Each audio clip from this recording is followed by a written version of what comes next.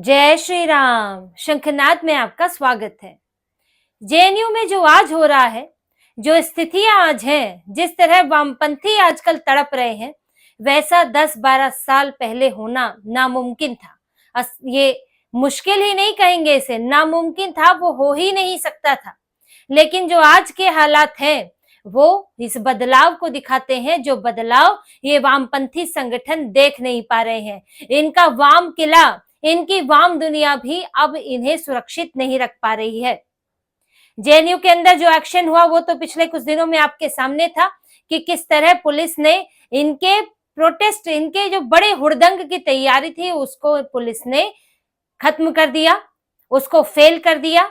लेकिन अब जो ये खूंटा गाड़े बैठे हुए थे जेएनयू में कि छोटी छोटी बात पर प्रोटेस्ट करेंगे, किसी रेस्ट्रिक्शन हो गया तो उस पर प्रोटेस्ट करेंगे, यूजीसी गाइडलाइन जो कोर्ट में मामला चल रहा है उस पर भी प्रोटेस्ट करेंगे, रोहित वेमुला एक्ट जो अभी आया ही नहीं है इधर, जो अभी कांग्रेस की सरकारों में भी पास नहीं हुआ है, उस पर भी प्रोटेस्ट करेंगे। तो अब पुलिस ने उस पर भी कार्रवाई की है, जो यूनिवर्सिटी प्रशासन है उसने कार्रवाई की है और जेएनयू से इनके तंबू टेंट उखाड़ दिए गए हैं।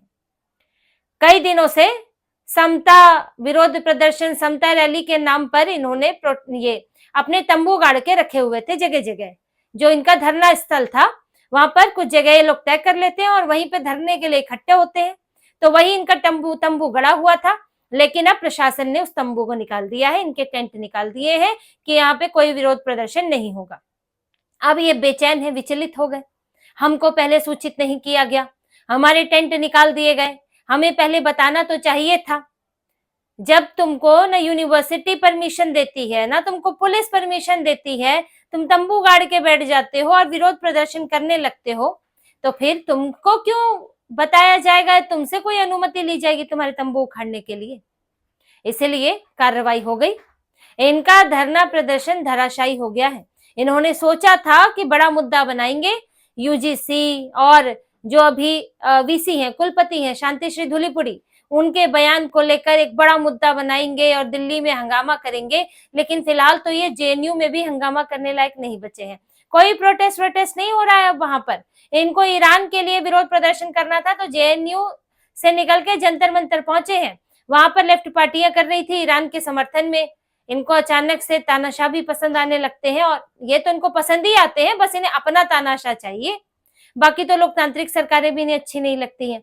तो ये लोग वहां विरोध प्रदर्शन करने पहुंचे थे, वहां कुछ देर की ढपली बजाई और उसके बाद वापस आ गए।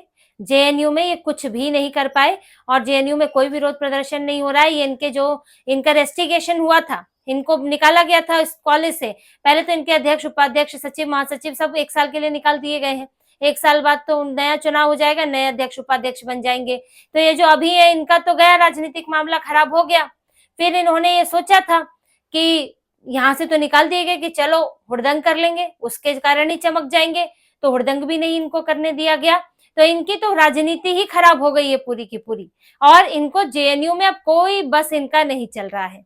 इसीलिए इनके शिक्षक संघ ने लेटर लिखा था कुछ दिनों पहले। शिक्षक संघ ने लेटर लिखा शिक्षा मंत्री को कि आप जो कुलपति हैं उनके बयान पर अपना स्टैंड क्लियर करें, उनको पद से हटाएं। उन्होंने दलित विरोधी बयान दिया है, जाति विरोधी बयान दिया है, तो आप उनको बताएं कि सरकार उनके बयान को कैसे देखती है और उन्हें जो है आप इस्तीफा लें। लेकिन अब देखिए जो स्थितियां हैं उसके हिसाब से इधर से एक लेटर आता है तो उधर से भी एक लेटर आ जाता है। जब आपको लेटर खेलना है, जब आपको लेटर की ही लड़ाई लड़नी है तो दोनों तरफ से आ जाता है। अब उस तरफ से भी एक लेटर आया, प्रोफेसर कृष्णदास, उन्होंने एक पत्र लिखा है सीधे राष्ट्रपति को। उन्होंने ये लिखा कि जेएनयू का माहौल खराब किया जा रहा है। जेएनयू जो अपनी अकादमिक उत्कृष्टता के लिए जाना जाता है, जो अपने शैक्षणिक माहौल के लिए जाना जाता है, उसे बदनाम किया जा रहा है। वहां पर से विरोध प्रदर्शन और हंगामा ही हो रहा है। जहां पर एक स्वस्थ बहस हुआ करती थी, छात्रों के बीच में इंटरेक्शन हुआ करता था, वो सब खत्म हो रहा है और यहाँ पर सिर्फ एजेंडा परोसा जा रहा है। यहाँ के जो उन्होंने शिक्षक संघ पर आरोप लगाया कि जो जेएनयू का शिक्षक संघ है वो कुलपति के बयान को तोड़ मरोड़ कर पेश कर रहा है, प्रोपेगेंडा चला रहा है, जैसा मन आता है वैसा बता देते हैं बयान को। तो ये लोग पूरा माहौल खराब कर रहे हैं और इस पर एक्शन लेना चाहिए। यहाँ तक कि जो प्रोफेसर कृष्णु दास है वो बैठ गए हैं धरने पर, आमरण अनशन पर बैठ गए हैं। उन्होंने भी अपना एक टेंट लगा लिया है और वहां पर आमरण अनशन पर बैठ गए हैं कि मैं यहाँ का पूर्व छात्र भी हूँ और मैं यहाँ शिक्षक भी हूँ, और मुझे लगता है कि इन लोगों ने पूरा माहौल खराब करके रख दिया है। अब आप ये समझिए कि जेएनयू में कभी ये संभव था कि कोई इनके शिक्षक संघ के खिलाफ आवाज उठा सके, कोई और प्रोफेसर कुछ बोल सके, कोई टीचर बोल सके? यहाँ तो पूरी दादागिरी चलती थी। यहाँ तो स्टूडेंट ही इस तरह भर्ती किए जाते थे जो उस विचारधारा के हो। यहाँ सवाल ऐसे पूछे जाते थे परीक्षाओं में जिससे बच्चे का झुकाव पता चले, और फिर जब वो वहां पे भर्ती हो जाए तो पूरा उसे वामपंथी गुट में अपना लपेट लो। जो वामपंथी नहीं है उसको तो मार कुटाई कर दो। जो थोड़ा फ्री थिंकर है, जो खुले तौर पर इनके खिलाफ नहीं बोलते हैं, तो उनके साथ थोड़ा सा ठीक ठीक व्यवहार रहे, बाकी सब तो इनके दुश्मन हो जाते थे। और पूरा जो इनका कुलपति से लेकर इनके शिक्षक संघ, सब यही इनके जो उत्पात को, जो इनका वाम उत्पात है उसको बचाने की कोशिश में लगे रहते थे। उनको सुरक्षा दो, ये उड़दंग करें, सुरक्षा दो, भारत के खिलाफ गालियां दे, भारत देश विरोधी बातें कहें, इनको सुरक्षा दो। लेकिन आज स्थितियां पूरी तरह बदल गई। ज्यादा वक्त नहीं हुआ है, 2014 से 2026 ही हुआ है और इनका पूरे किले में सेंध लग गई है, भड़बड़ा कर गिर गया है। अब इन्हें लग रहा है कि करे तो क्या करे, एक जेएनयू बचा था वो भी इनके हाथ में नहीं है। यहाँ जामिया वाले तो ठंडे ही पड़ गए हैं। एक बार जो ओखला वाला प्रोटेस्ट हुआ, लाइब्रेरी में इनकी पिटाई कुटाई हुई है, जामिया वाले तब से कोई विरोध प्रदर्शन नहीं करते हैं। जेएनयू को, खरबूजे को देख के खरबूजे ने रंग अपना बदला था। जब जेएनयू सीए के समय पर विरोध प्रदर्शन कर रहा था तब जामिया भी कूद गया, वो तो पूरा ही मुस्लिम यूनिवर्सिटी, तो वो भी कूद गए मैदान में कि हम कैसे पीछे रहे, हम भी यहाँ दिखाना है ना भारत में कि देखो युवा परेशान है, युवा विरोध प्रदर्शन कर रहा है। तब जामिया वाले कूदे थे। फिर इन्होंने की थी पत्थरबाजी, जिसके बाद ये लाइब्रेरी में घुस गए थे। उसके बाद पुलिस ने इनकी लाइब्रेरी में ही कुटाई की थी, और जो फिर कार्रवाइयां हुई है उसके बाद जामिया वाले अपने ठंडे बैठे रहते हैं। लेकिन जेएनयू वालों को थोड़ी थोड़ी इनको परेशानियां होती हैं।